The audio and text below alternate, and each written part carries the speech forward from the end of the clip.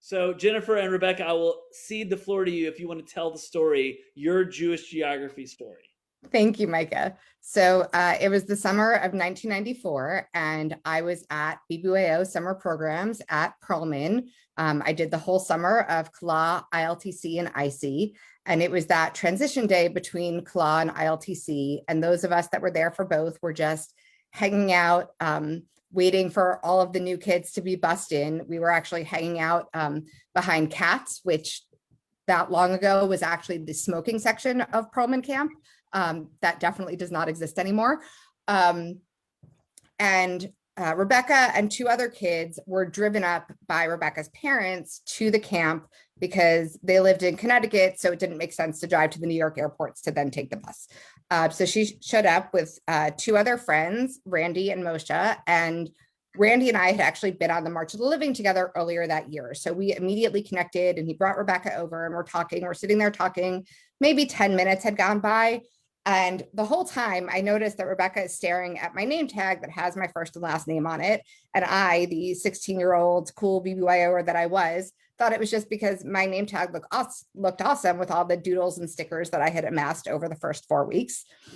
But she just kept staring on it. And then she says to me, "Is your middle name Anne?" I'm like, yeah, why?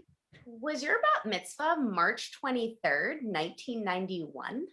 At which point I look at her and I say, who the hell are you and why do you know this about me? At which point I grabbed her hand, said, "You're coming with me." Then looked at her after I got a few steps down and said, "Where are the payphones?" And she had to take me there.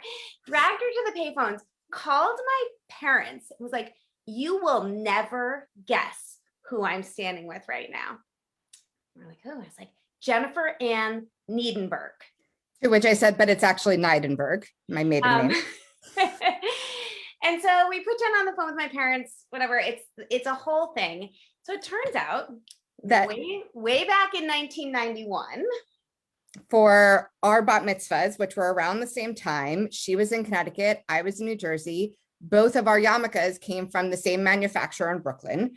And in her box of yarmulkahs, one stack of them was in her color, but had my linings in them. And I was a joke in her family for years.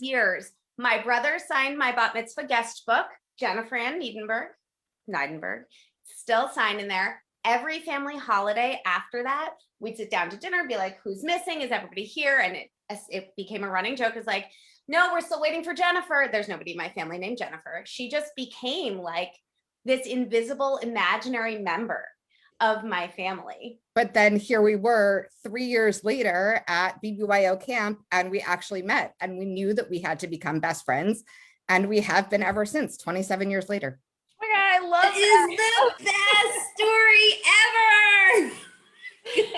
It's a great Yeah, that's moment. God, I love stuff like that. And they had put us in the same bunk without knowing it. And so like, it was just all of these little things along the way.